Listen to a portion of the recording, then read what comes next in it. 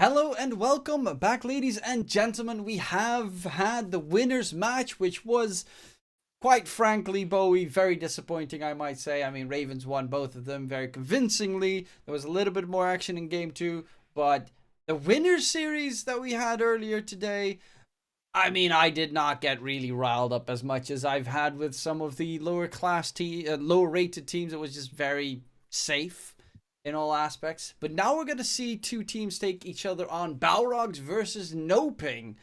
And do you think that we're going to have another one of those very safe games, or do you think that we're going to get to see some funky business from these two teams?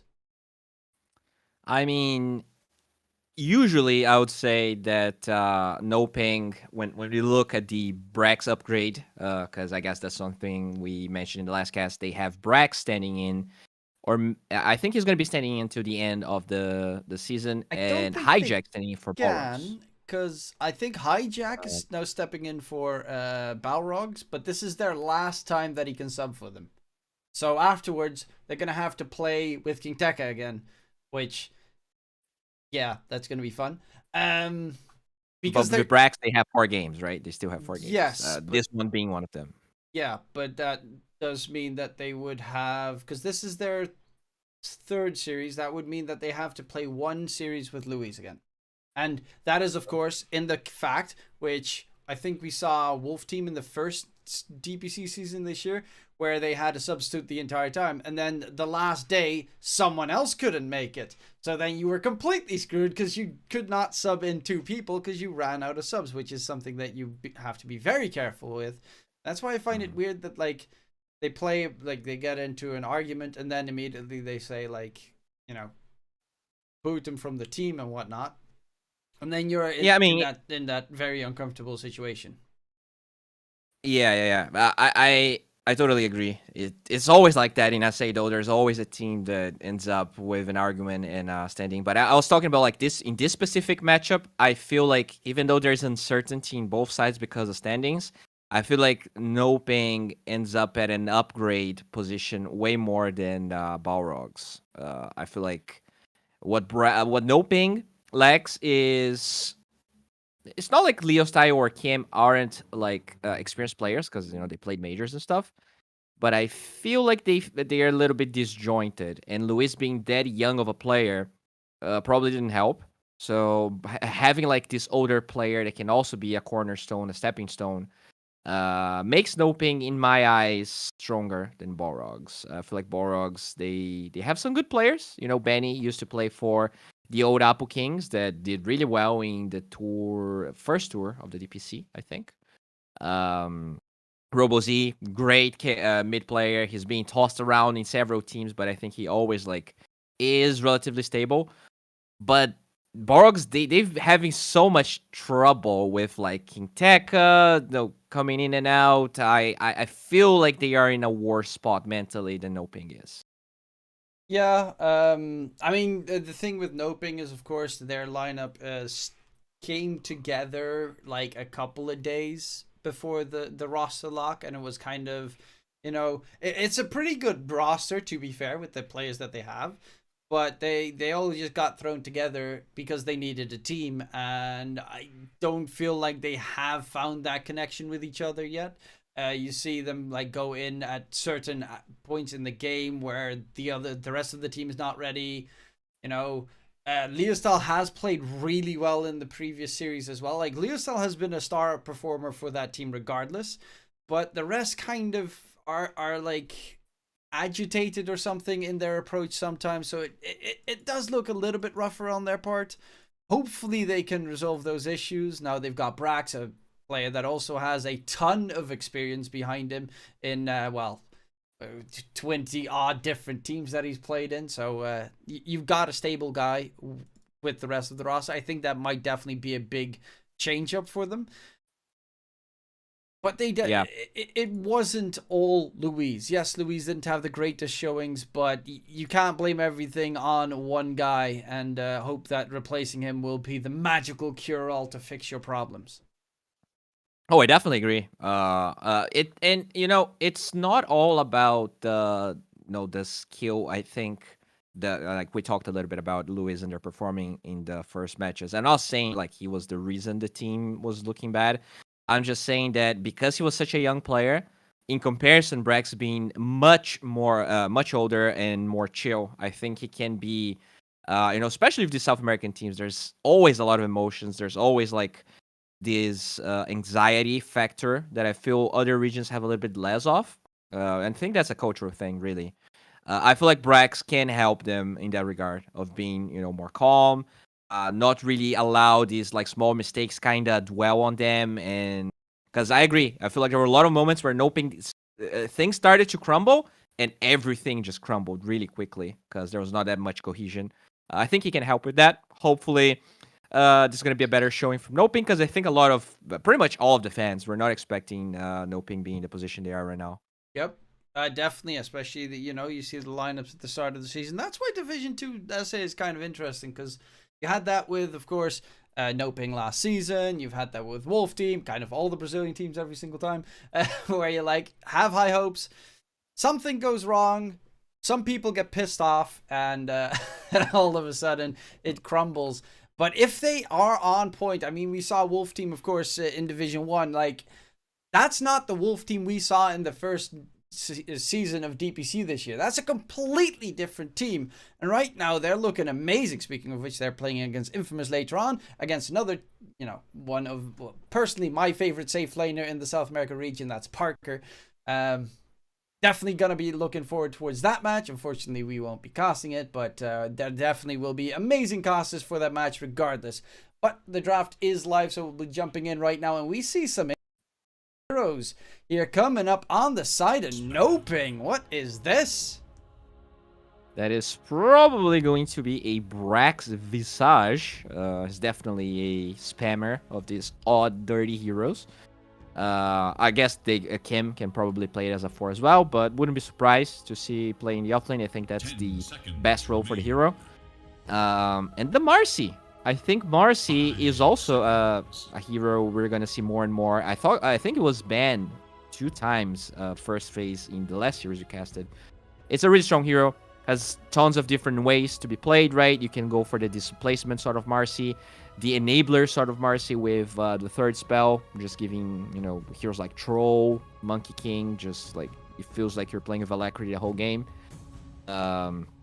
So yeah, overall, I like it a lot. Even Visage, he has so much attack speed with Grave Chill, just throwing... I always forget the name of the Marcy's third spell, but it just makes Visage really strong.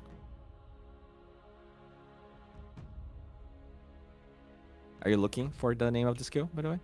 No, Visage is definitely really strong in the laning stage. It dominates lately. Sidekick, by the way, sorry. Yeah. And definitely looking forward to seeing what they can bring or what role this Dawnbreaker will take. Oh, yes, I am talking.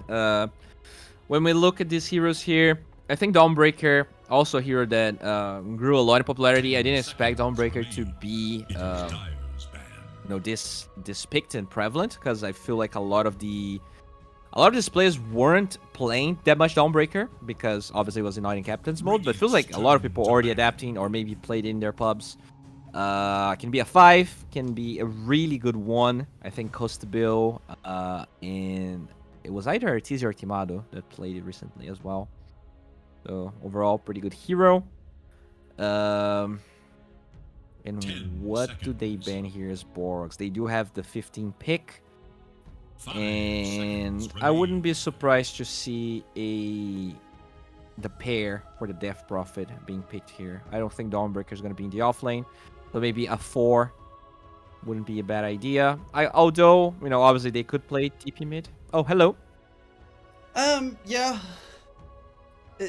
Flexibility is always a key factor here for all these heroes. I mean, Marcy, for the most part, is mainly as a support. I've seen some offlanes, but almost always as a support. They're taking their time here with this ban. They banned Doom Nyx, so they're kind of concerned about the pairings that Visage were having in the lane. Marcy not that often a 4. I feel like she's being mostly played as a 5, but this Nyx ban kind of leads me to believe the Death Prophet could even be mid, just because They definitely like playing that on RoboZ. It's one of his favorite heroes. Okay, the CK ban. We still... I mean, CK is nice, but...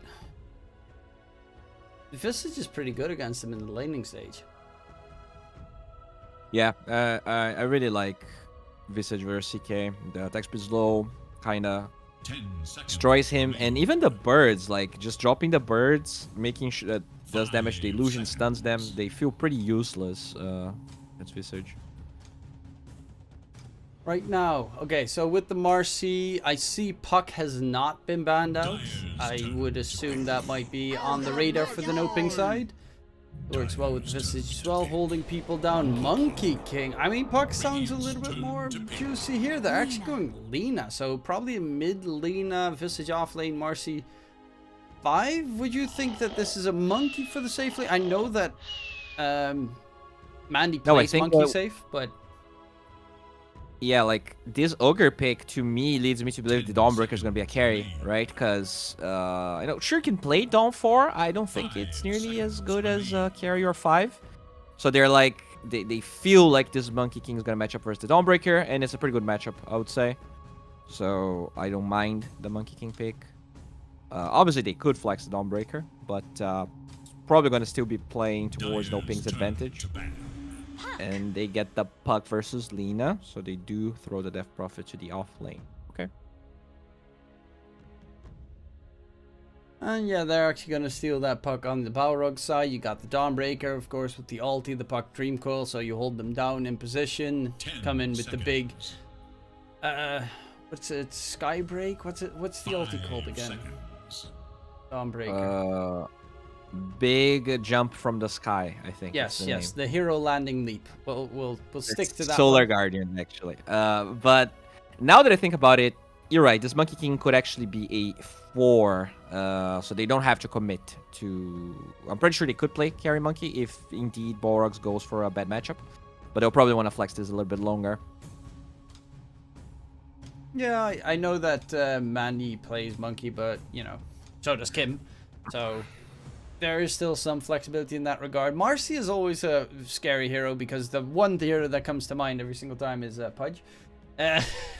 Please be safe lane carry Pudge.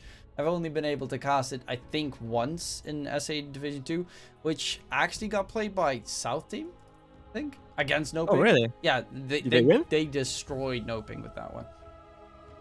Oh, yeah, I mean, and NoPing actually lost every game, so that was a dumb question by me. But... yeah, I also didn't I didn't cast a Pudge carry, so that would be very cool to do. But when I look at Balrog's side, yeah, I mean, I wouldn't mind a Pudge. I think the damage block is really good versus Visage. The level 1 birds literally do no damage to him, and even Lina. I think all of these heroes, they have like sort of small instances of damage. Not great versus the Putka. You're also able to take the Monkey King out of the circle. I wouldn't mind that at all. Would make everything a lot more interesting for us, though. Unfortunately, we never get treated to that degree of safe laners. For the most part. He's gonna play Gyrocopter, you know, just no one plays Gyrocopter. Benny does, dude. That guy's a Gyrocopter aficionado. This patch, it is so garbage. It does nothing. It is pretty bad. Even with an IO, it's terrible. This Jugger ban is very good versus Gyrocopter, because every hero is good versus Gyrocopter. So I will keep hyping up the Gyro pick. They ban the Faceless Void and the Slardar. So they don't have a single clue what Balrogs is doing, really. Well, so maybe they feel... I mean, that Slardar ban kind of leads me to believe they still considering playing Monkey Carry, because that is awful to lane as Monkey King versus Slardar. Yeah. They could play Dawnbreaker Carry, right? And have the Slardar offlane. Yeah, possibly. I mean, it's not horrible to lane against. It's still melee versus melee, and Monkey King has like range, attack range. Plus, you have a Marcy to defend yourself. But it is I guess, you know, pretty annoying with Ogre Magi buff, minus armor from the Slardar DP, then Roche every single time in favor of Balrogs. Fish just stronger than monkey, dude. Even though, you know, fish are less evolved, technically. They're very strong. And... what? Okay. I want this Dawnbreaker to be a safe lane now. And just run down NoPing. I wonder how this matchup even works. I have never seen this matchup play out. Dawnbreaker, like, it's a strength hero. He just does not care about an anti-mage. Drain his mana, well, that's kind of annoying, but Dawnbreaker's damage when he gets his shard and hits you is insane, but they're actually going to go for the TA. I am really flabbergasted at this anti-mage pick. I don't really see it. Maybe you can enlighten me, almighty Bowie. I don't like the anti-mage because as well. I feel like anti-mage 90% of the time is a 24 pick, not a 23 like they did here. This TA is really good. Physical damage in general just destroys anti-mage. And it's not like this game is a game where there's no lockdown. Menti has no response to the coil. The silence on hijack until there's Manta is actually very annoying. And on top of that, I feel like Puck is a really good matchup versus Lina. Like, he actually doesn't care that much about her. Can rotate much easier. There's a lot of tempo on Balrogs. And I feel like if NoPing wins this game, it's going to be out of outplays. It's going to be also out of Brax destroying his lane. Because that's probably the only lane they're going to do well. I feel like the Lina's going to trade even with the Puck. And anti-mage is always a 50-50. And a 50-50 that I'm not willing to gamble. But if you want to gamble, how about the Epulze sponsor? Yes, of course. You know, Cyberscore. Cyberscore is a great tool that you can use. Cyberscore.live. There should be a link somewhere in chat popping up in the near future. But yeah, Cyberscore.live, of course, very useful because it has a lot of statistics that you can use to make an educated guess about certain games, which... well, if you want to predict, doesn't have to be about money, but could also be pride. You can check out all the statistics, how long their games are, how many kills they manage to gain every game over a certain period of time, so you can really fine-point it out to see what teams, how they play. For instance, the Ravens, you could see that they do not like to have very aggressive games, same with the Dreamers previously, and we saw that very much in their showdown where they had the first kills happening at minute 6. They just like to farm.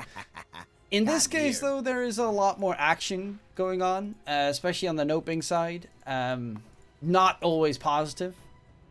Do have a lot of deaths on their part, but of course, new lineup, new chances. Balrogs also 0 and 6 currently. Definitely a struggling aspect, as is my connection right there. Did it work for you? Okay. I also lagged very hard, but looks like we're fine now. Alright, so this Brax Visage here with the offlane Monkey King against a TA plus an Ogre, I'm assuming, right? That's a pretty good lane for NoPing. I think that is the biggest potential for them. If we're talking about mid, you know, it could go 50-50. I feel like Puck doesn't care if he loses the lane though, whereas the Lina has to kind of default to farm in case she doesn't do as well. And you have an anti-mage. So to me, that is the biggest hurdle NoPing is going to have to kind of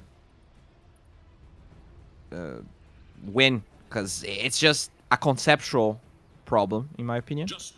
They'll kind of have to outplay these conceptual problems. They do have, of course, you know, the shenanigans of split push, but Balrogs have a lineup that is pretty capable of dealing with split push because Dawnbreaker never has to be with his team. Puck is, well, very elusive in that regard, so you can deal with the anti-mage / Visage split push shenanigans. I think both offlanes would probably be advantageous in this game, or do you think otherwise in terms of the TA plus Ogre lane? So this is going to be a Dawnbreaker plus Death Prophet against the Marcy. Yeah, overall, I would say it's probably still pretty good for DP. Like, the anti-mage is going to farm, but I think he's going to take a lot of harass from the Death Prophet right clicks. Like, she actually has a lot of damage.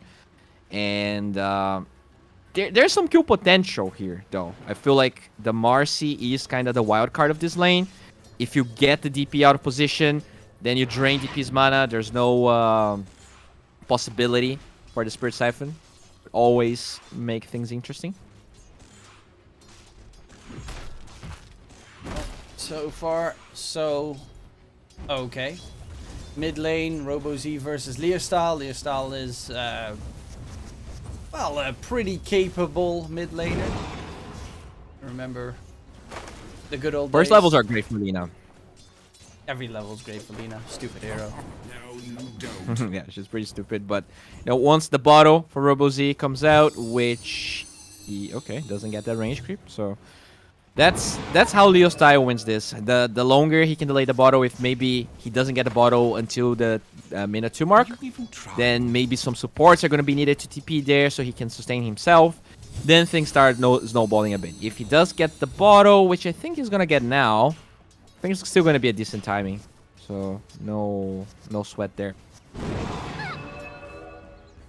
Well, mid matchup, of course, you've got the stupid range on Lina. A lot of physical and magic damage, of course. Melancholy, aka Mandy. Really should ask him what he prefers to be called.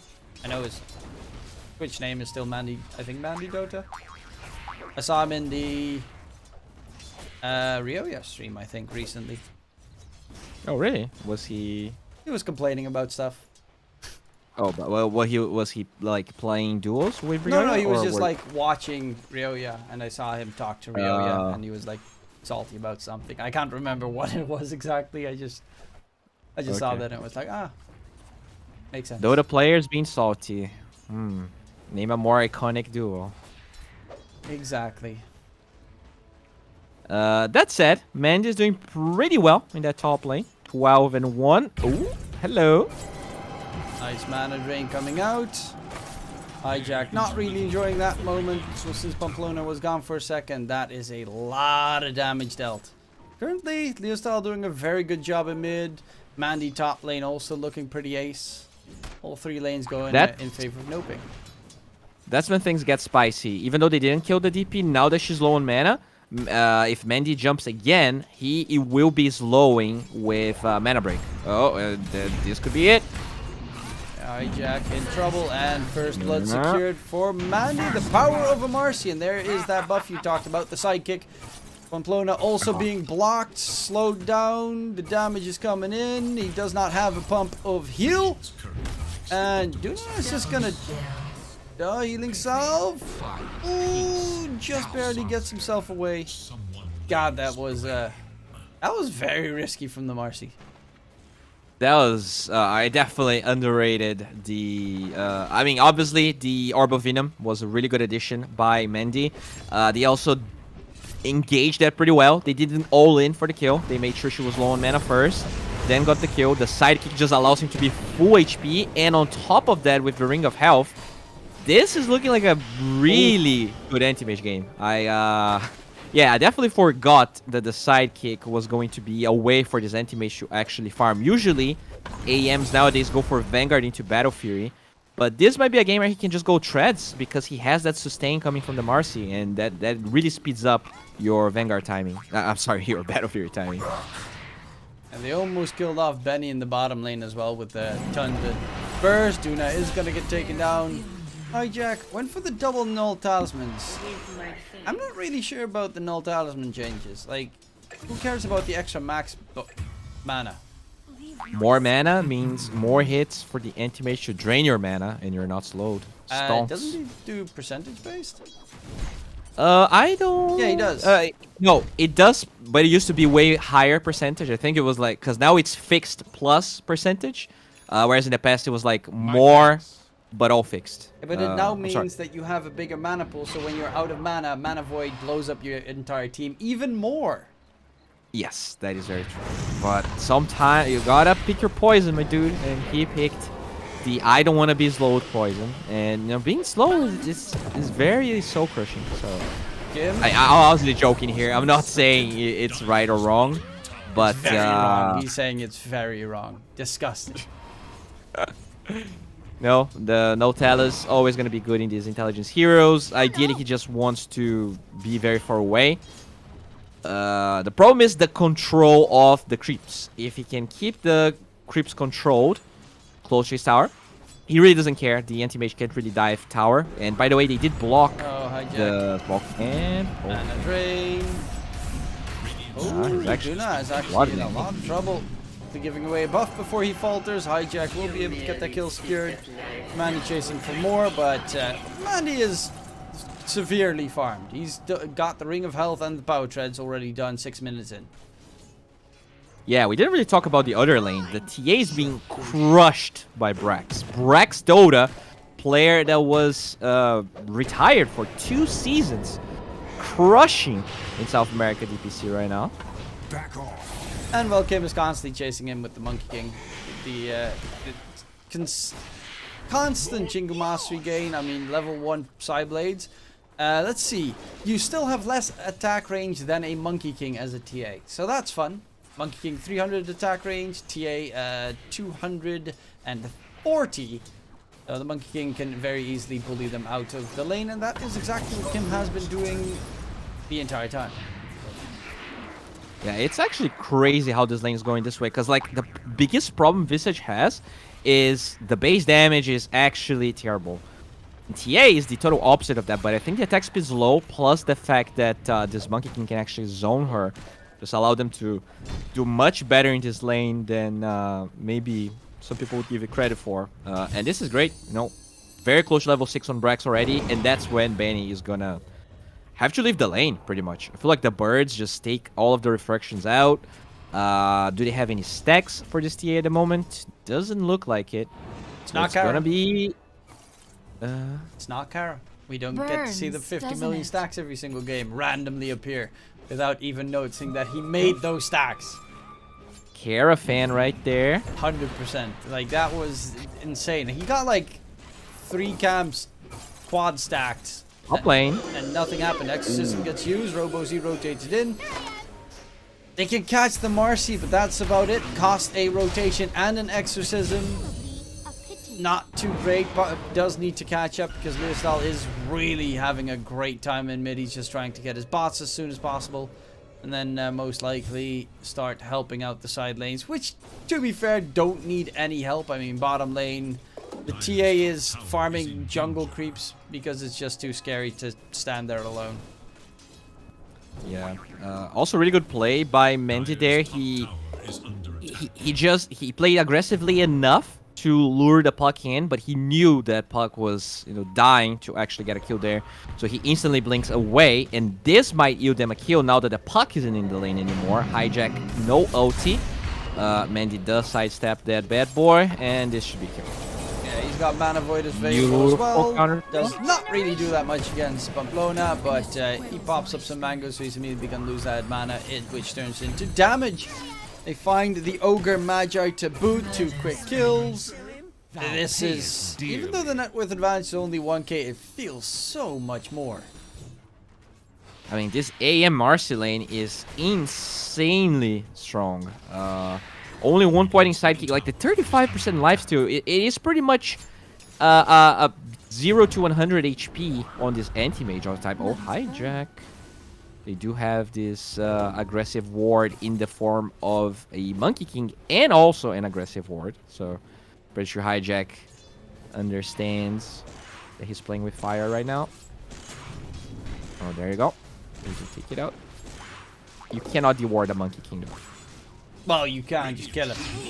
Dream goal though. Well, Mandy. looks like Anti-Mage's gonna die though. Can he get away? No, he cannot. That is finally the kill onto Mandy secured.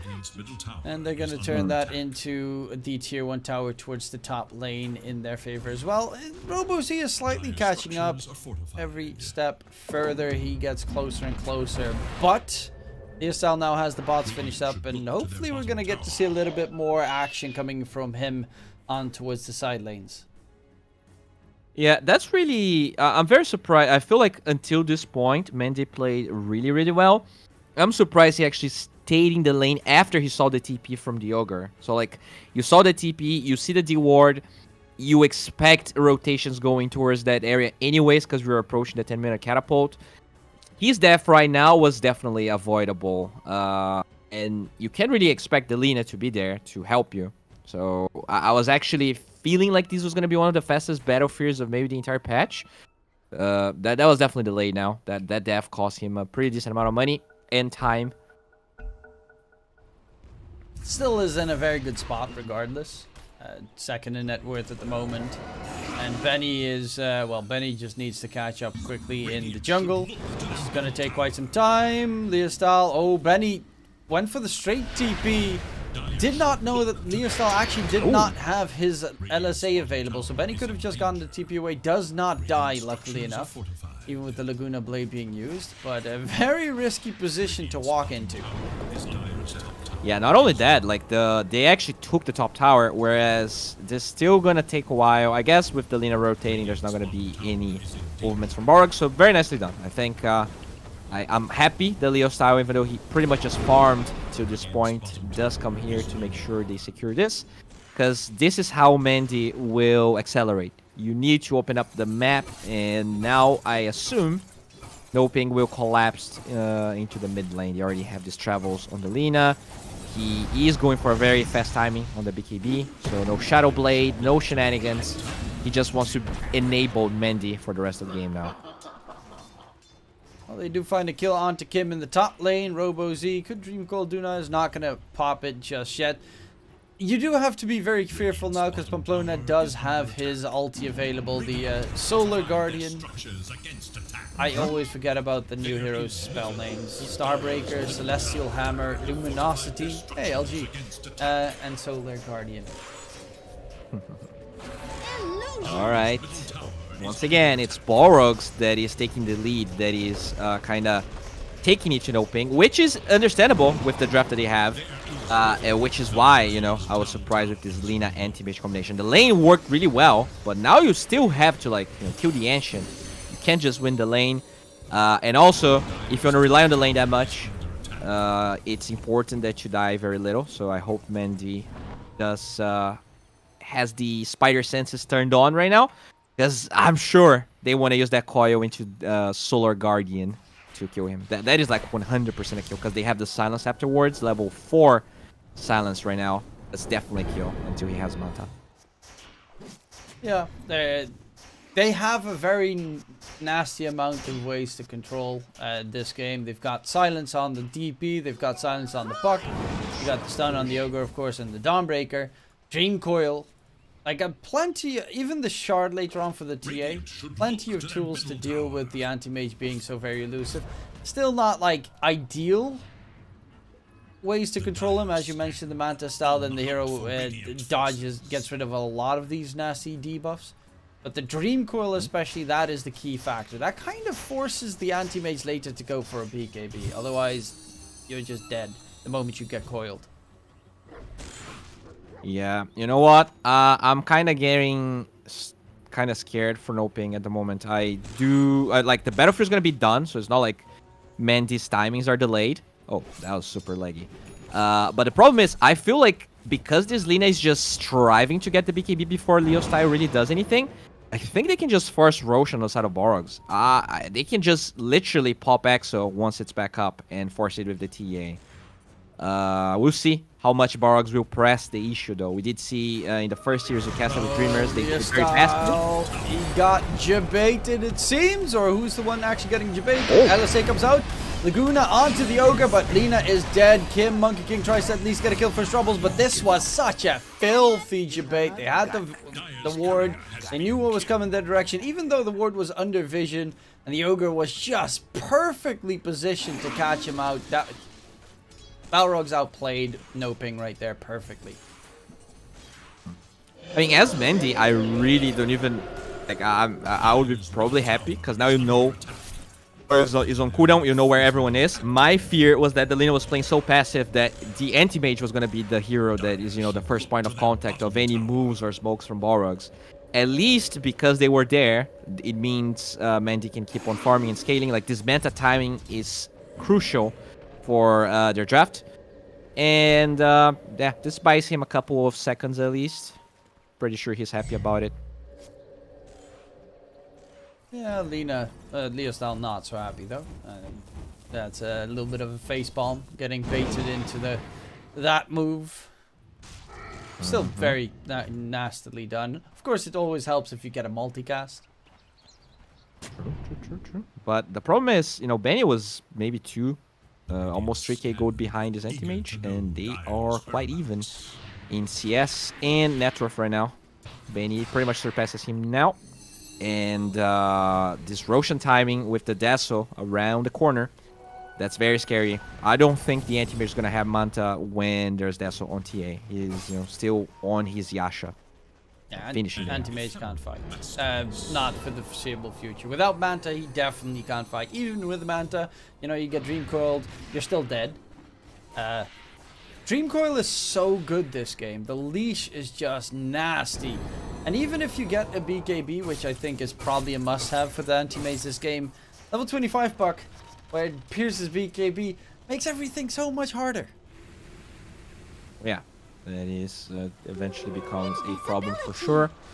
The Lina BKB very close though. So because Balrogs didn't really press the issue with this Roche, there might be a world where NoPing contests this or at least tries to delay it. Speaking of the Death Prophet, really like the build here. Rushing Sanj. I feel like a lot of times you just see Uceptor or Aya's very greedy builds. He understands that as long as he doesn't die to the burst damage of this Boundless Strike into LSA, he will contribute a lot. Brack gets found. Oh, Brack's in trouble. There's the jump up on top, and now that the Gravekeeper's cloak charges have dissipated, he does drop very quickly. Still is a bit off for the Wraith Pact, which of course is the greatest item the world has ever seen, and makes the hero nigh indestructible, especially if you get the shard at one point. Like, you just stand AFK in the fight and everyone is fighting around you and you take no damage. And this might be Roche time. Benny with the Deso. Death Prophet chiming in. I mean, you don't want to use that exo level 1 ideally, but I would love to see Balrogs forcing the issue. Because NoPing, they are on a timer. And, you know, I feel like overall they've been very proactive. Balrogs right now, they are 0-3. I felt like maybe they would feel a little bit crushed, but that's not the case. They've been way more proactive than NoPing, and I enjoyed that a lot. There you go. Monkey King is going for the Orchid first item, which is pretty good against the Puck. Ooh, speaking of the Puck, he did miss a Dream Coil there. But yeah, considering... What do you think about the Orchid rush on the Monkey? It's pretty good, right? The Pucks nowadays, they don't go Uceptor, they don't go any forms of Dispel. And because you're always in the trees, it's really hard for the Puck to really do anything about it. I think it's a good decision. I just feel like they're going for lots of greedy decisions on NoPing, and that can sometimes escalate to too much greediness. Oh, no. Jumping, Luna dropping low, Laguna onto the Ogre. Taken down, Hijack is in trouble. They don't have the Dawnbreaker's ulti just yet, and Hijack is dead. Kim very low, does die to the neutrals to boot. A 2-for-2 trade, but they did lose a core on the side of the Balrogs. So close for the Solar Guardian, but unfortunately it was not available, so couldn't get the Solar Guardian plus mech heal going on. Yeah, they still have a decent amount of duration in these ages, and I think Balrogs, they really gonna turn on into this game once the blink is ready for Benny. I think that's the timing they're striving for. So, you know, no problem there. Exo was not used. I still feel like Balrogs' decision-making is on point. Oh, by the way, Leostyle has to be careful here. Nice sidestep, but no blink. If Benny had blink there, I think that was a kill, even with the BKB. Benny very close to finishing up that blink. Still slightly behind Mandy, who is getting pretty close to finishing up his Manta style. Leostyle has the BKB. No usages have come through just yet. Looking at this game, who do you think has the advantage when this goes late? Dire's bottom tower is under attack. I think it's way more about who gets second Roche than anything, because it's gonna change drastically how the timings are gonna be used. Like, if NoPing actually gets second Aegis, I believe in the anti-mage. I feel like he can just jump the DP. There's not enough lockdown. He's gonna buy enough items where the DP damage doesn't scale. If she gets second Roche, then, like, Benny can, like, 3-shot his AM. There's not going to be enough time for his items. And so, yeah. I feel like to just even go to late game, it probably means Balrogs doesn't get second Aegis. And so anti-mage has a chance. If not, I don't think this could ever go to late game. There's way too much snowbally, into your face siege damage coming from Balrogs for that to happen. Speaking of siege damage, with the remainder of that exorcism, trying to tickle the high ground. Unfortunately, back to protection still going in for a couple of seconds. Benny is even mowing away at the tier 3 tower for as little bit of damage as he can get done. Actually, it's a decent amount at this stage. Blinks away because the refraction, of course, makes sure you don't take damage. And that means you can always just blink to safety. One of the key facts on the TA. Same with, like, what's it called? Abaddon, where you pop your ulti and you technically don't take damage, so you can always just blink away. Neat little interactions in the game. Very true. Mendy finally finished that Manta style. He had Skyda queued up, but now decides to go on the Abyssal, which I like. I think having means of killing this puck on Robo Z is very important. We already talked about the lack of Dispel in this Orchid, so it's going to be really easy for them to isolate Robo Z. He's going for this Kaya Sunge, which, you know, helps a little bit against the Orchid, but still going to be pretty hard to deal with. It's a scary affair. Robo Z is falling a little bit behind, though, in terms of net worth, but Hijack is ahead of Brax. Pamplona is really fat. For the Dawnbreaker, he's also going for the Wraith Pact. He's got the mech. He's going for that full supportive position for us. Speaking of Hijack, actually gets jumped. Learstyle pops the BKB, but Benny, oh my lord, Learstyle just dies. Physical damage, BKB does not save you in the slightest against that. Duna needs to get a jump target, but unfortunately there's no one to be found, and a double kill secured. Yeah, this TA physical damage is immense at this stage. Anti-mage as well, like he would get bursted in a couple of hits. Oh, definitely. Like, that 21 armor doesn't really mean that much, because if he gets hit, that's gonna be, you know, minus 15 in an instant. But Menti does find Pamplona here. Should be killed. Well, split push is the name of the game for the side of NoPing, because right now Balrogs have control over the middle area. They're pushing it further forward, and Benny's Aegis did get reclaimed at the very least. Plus, respawn timers are fairly minimal, but it's getting very hairy. I am not a big fan of this.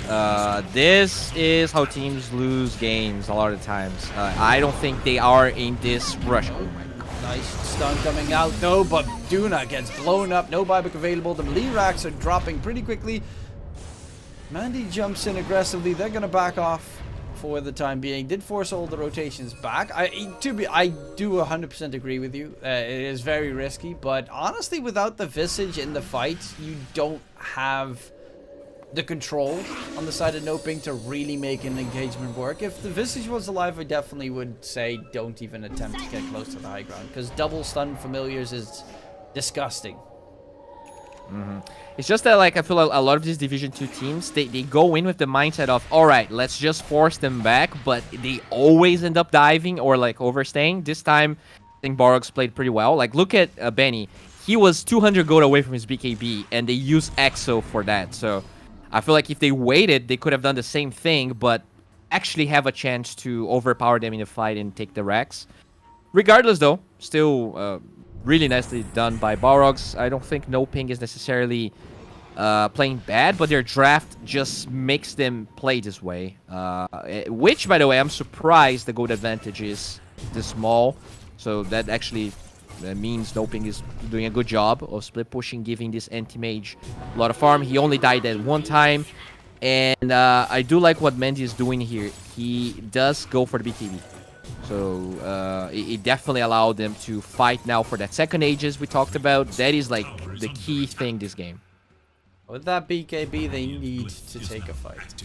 It's like he can stand against everyone except for the TA, of course. You kind of need to make sure TA does not jump you, which is a rough thing to say, because you're the main target every single time. Benny just wants to two-shot you. Oh, there's boy. a jump in coming through. Mana Void comes out. The puck is dead. They find the second one as well. The heal bomb a little bit too late from Pamplona. Leostal dropping very low, but will stay alive in the process. And now Benny is surrounded by enemies here. Hijack's nearby, doesn't have the Exo yet. Melancholy, aka Mandy, takes a decent amount of damage. She's going to jump in onto Benny. The silence, the control, the stun is there. And all of a sudden, one big Leostal stun turns everything in favor of NoPing. Beautiful stuff coming out. And they absolutely cracked the Balrogs lineup, who were not ready in the slightest for that jump. I really love how Mandy played that fight. He was actually inside the Roche pit, and he knew that Roche was not up, but that ward that was placed a little bit earlier just allowed him to be in position in case there was something happened. And, you know, a beautiful 3-man boundless strike from the low ground somehow happened. So just incredible positioning there by Kim and by Mandy. Also the itemization, you know, if he didn't have BKB, there's no way he can jump and do what he did. Really nicely done by NoPing. This is exactly the mindset that they need. Roche is now up, and it is going to be hard for Balrogs to just brute force this after that fight. They do have Exo though. I think Hijack is doing a good job of not just randomly pressing that spell. He's been pretty stable overall. It's pretty advantageous if you can kill off 3 heroes, including the puck. That is the most problematic hero from the Balrog side at the start of the fight. And the fact that Robo-Z got caught was everything there. If you got the Dream Coil nastiness from the puck behind it and you get a couple of catches, it could turn everything around. Of course, with the BKB, Anti-Mage does not feel anywhere as weak as he did. He even finished up the Basher after that engagement. It's looking a little bit rough, but Benny can still pump him down in a couple of hits. Yeah, the Orchid there also made it really hard for Robo-Z. The heals, like there's a mech and a Vlad's on the Dawnbreaker, but the mech heal only comes once she lands, right? So it took a while, and there was way too much damage on this poor Robo-Z puck. He's gonna have to... They probably have to play with either the Ogre or this Death Prophet as the first point of contact, because the puck can't really do that anymore. And look at Roche! They're just brute forcing this with the freaking sidekick. They find Kim at the very least, but yeah, that is the Aegis Plus shard secured in the hands of NoPing. That was the crucial one you were talking about. Yeah. Now this game is way, way better for NoPing. This is going to buy a load of time for Mandy. He's already very, very farmed. But, you know, the Abyssal Blade actually starts giving these anti-mage ways of killing the TA. Because right now, it really is only Mandy being afraid of the TA. Once Abyssal is up, you know, you can you get pretty close of solo killing Benny. I'm not sure you do it 100%. Because, you know, there is the Dawnbreaker out and everything. But it definitely makes the odds much better for NoPing right now. Yeah, there's a little bit more chance to kill off Benny. Though the TA, if the BKB is over, it is a hero that you can kite and control very easily, because he does not have any mobility spells, except for, of course, the blink that he has built up. But most of the time, you've got massive attack speed on the Lina, and as you mentioned previously, the Visage Familiars will get rid of the refraction charges, so blinking out will be rougher. Ogre Magi tends to fall off significantly in the later portions of the game compared to the Marcy, because Marcy has that fat playmaking potential. It's looking rougher in that regard. Benny spots out Kim, and Kim is very close to dying. One more hit. Robo-Z gets the auto attack in. The kill comes through. Benny's out of mana. In comes the jump from Pamplona, gets another stun onto Mandy, who takes a decent amount of damage, but not anywhere close enough to kill him off. Benny's going in for more, but right now, Mandy does not fear death at all. He's going in, he wants to lose that first life Magic thyself out if of it that. would result in a team fight win. And regardless, they do manage to get a 2-for-1 trade. Very advantageous, and right now it's looking like NoPing's got full control. Dude, it's so crazy. The sidekick with Vlad's, the anti-mage was like outlasting the TA damage. You don't see that very often, especially when the gold advantage isn't as big as it is right now. Like, sure, anti-mage is 4k ahead of the TA, but you still expect the AM to melt. But all of that extra armor, oh, hello. He's going in, need a couple of crits on the TA, but he does not manage to get any Look at so many hits onto Mandy, he just does not falter. Yeah, it's the Vlad's armor with the medallion, with the AC, with the lifesteal. Like, when you sum... Oh, hello. That's barracks, I think? Probably. How can you stop this? Mandy just has too many buffs on him. And he has, of course, the Abyssal Blade, so he's got the built-in Vanguard, which is pretty nasty to have on top. Jump in, Dreamcoil onto 3. There's going to be the big heal bomb, but Melancholy, aka Mandy, he's going to lose his first life. Still has a second to work with. Pamplona needs to get himself away. It's a Wraithback Totem versus a Wraithback Totem shenanigan.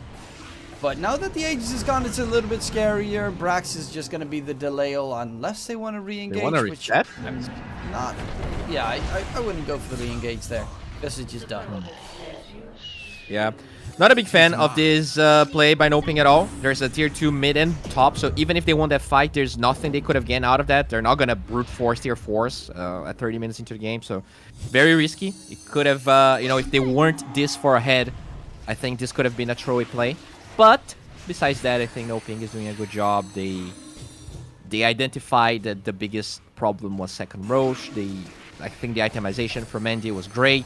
I'm gonna say it like the NA casters say that Dun Hao skill build was great with maxing sidekick. It just allows Mandy to be this raid boss anti-mage. It's been a while since I've seen an anti-mage look this freaking majestic, I guess.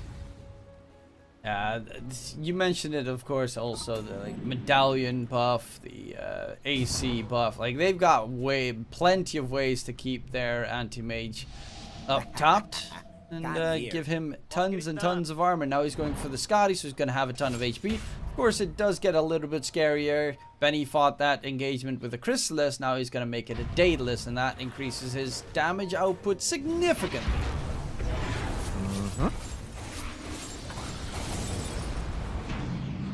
Alright, so, no, obviously there's still hope for Balrogs. Once Benny gets his 25, whoever gets third Roche, there's still, like, potential for eggs and things like that. But I think the hard part of this game for the anti-mage is over. So, it really is NoPing's game to lose right now. If they lose, it's going to be out of, with great power comes great responsibilities. Anti-mage is a hero that can win and throw games, because one wrong blink, one wrong re-engage, and you're throwing... It's kind of like Alchemist. You're throwing a lot of net worth away. So if Mandy plays this game stable, I feel like it's very hard for NoPing to lose. And he's been doing like a really good job overall. Like, all of his decisions have been on point. Yeah, especially that BKB pickup. If he went for the Basher before the BKB, he would never be able to fight.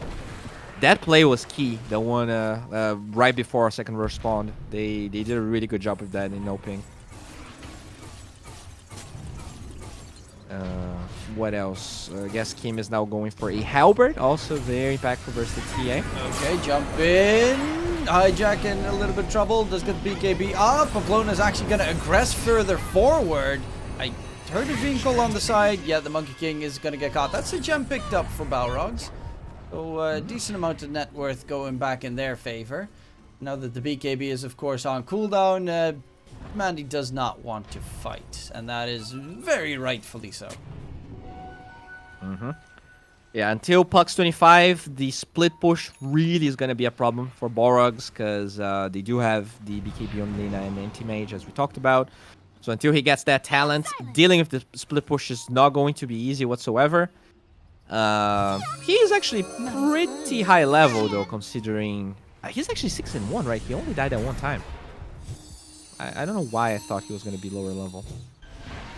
You know, RoboZ still having a pretty decent game. The only time he got caught was in that fight right before his second Roche, where he got boundless struck by Kim, and then LSA, and then Visage Familiars, and then you're just dead, because that's like a solid, you know, 7-second stun lock or some BS. One thing that makes me really happy though is that with the way this game is going, I feel like we might go to 3 games for the first time in Tour 3 of Division 2. You said that your last game as well, but no, you no. know. No, I said that in the draft. Like this game has been even, right? Like there were definitely times Balrogs were ahead when their draft was looking good. Now NoPing is ahead, but it's not like anyone is being outplayed as a team, at least. I feel like both teams are making like good decisions overall. Yeah, it's so close. One mistake can turn this level of, which is weird, but considering both these teams have not won a single game yet in the this season. Yeah, but they're playing that's really what I mean. good Dota right now. Yeah, that's really my point. It doesn't feel like we're watching the toilet bowl right now. You know, those two teams, they did have some standing issues, so we might maybe attribute those losses to all of those issues the teams unfortunately had. Dawnbreaker's going Crimson Guard. Okay. Ooh. That's, I would have That's very rather good seen versus the the Ags. Birds.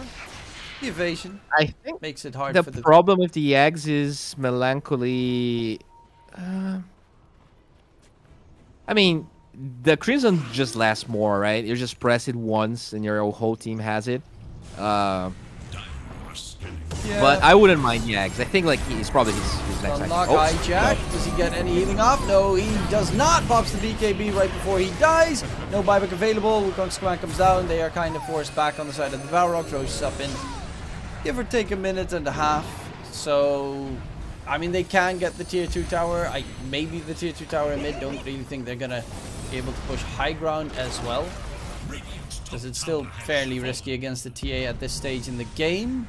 They won't be able to secure Roche just yet, and well, there's RoboZ still being a nuisance. Dream Poke gets thrown out. They snap the coil on top of the tree to stun up the monkey as well. Kim's trying to run away, but Benny's gonna get jumped. He thought he was safe. LSA control up, and Benny can't respond at all. They even find themselves Pamplona, and the bait has just been set by NoPing. Just immediately Benny gets caught off guard, and that should be at least Roshan in favor of NoPing. Yeah, I mean, they don't know this, but they could go high ground right now. There is no buyback on all of those heroes, no coil. But the safe play is definitely waiting for Roche. Dude, it's crazy how much this Marcy plus Vlad's enables the anti-mage. Because nowadays, with a lot of carries, you're kind of forced into Satanic one way or another just for the sustain.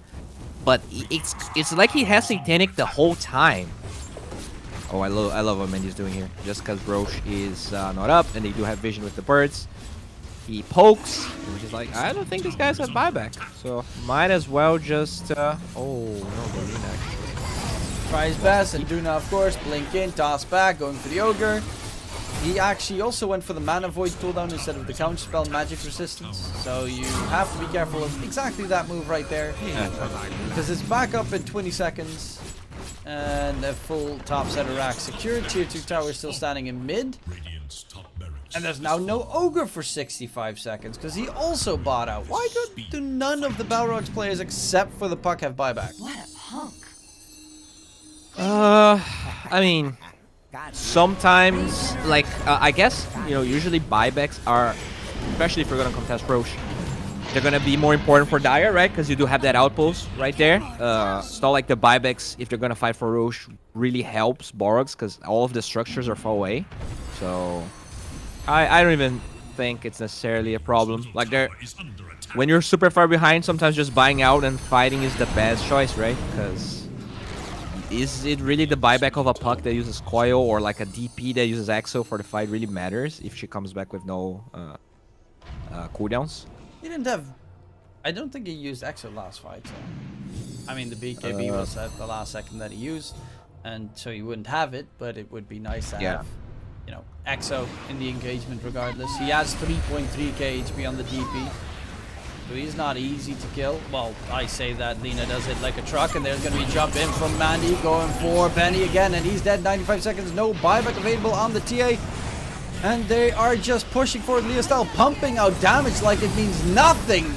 And there's even coming through the Aghanim Scepter of the Anti-Mage. Look at all those illusions jumping about, chasing everyone, pushing them back. Mega secure, GG gets called, and that is NoPing taking game number 1. And I mean, I have to say, finally, this season, we get to see Mandy being Mandy. I mean, he picked an anti-mage in a game where I was not so sure about the anti-mage choice, but he felt very comfortable. Yeah, I think they did a really good job of drafting around him. If there's one thing in this draft that I would probably, if I was Balrogs, would probably address is the Brax Visage. I feel like that hero, you know, is very silent. You don't really say, oh, Visage is just solo carrying this game. But first of all, I think Brax, I do have him added on Steam, and he started playing Dota in the last like 2 weeks, I want to say. So I'm sure he's not as crisp or like super comfortable with the game right now. And Visage is one of his best heroes. So if there is a target that the Balrogs can target that will be super effective in the bans, is going to be Brax. I feel like that Visage being given away is a big no-no, and it just enabled the way they wanted to play. It just allowed this wall to be created, allowing the anti-mages, not only the lifesteal, but it's the Visage bird stuns that are there. Then you have the Marcy that we talked about. So I don't think this anti-mage will look nearly as good if you didn't have an offlane hero that was like Visage. So that's probably one thing they can try and fix. But overall, NoPing played really well. I think it's not like Balrogs played bad, though. They had a super clear way of winning this game, but NoPing with the itemization, they just made really good mid-game decisions, and they just outplayed Balrogs. Yeah, I think that as well. Balrogs, they wanted to kind of push their objective, get more aggressive, and honestly, it was great, except for that one fight, and that really was the turning point right before second Roche. They lost the puck immediately, and yeah, at that point it just snowballed out of control. Anti-Mage started that fight with no money and the BKB. After that fight, he had enough to immediately buy a Basher. That's just a massive gold jump for NoPing. Delayed Benny as well with his Daedalus, so his damage was really lackluster at one point. NoPing played it really well. They just held on, and that was pretty much their goal. They just wanted to survive and eventually have their two cores go ham. And to be fair, Duna also played a superb game on the Marcy. Like, very solid performance in that regard. But that's only the first in this best of 3. And if I am to believe what Bowie, of course, said, we will have a game number 3 after game number 2. But first, we're going to need to see game number 2 to see if Balrogs can get their first win of the DPC secured. We'll be right back after the break to see if that will come true. See you in a bit.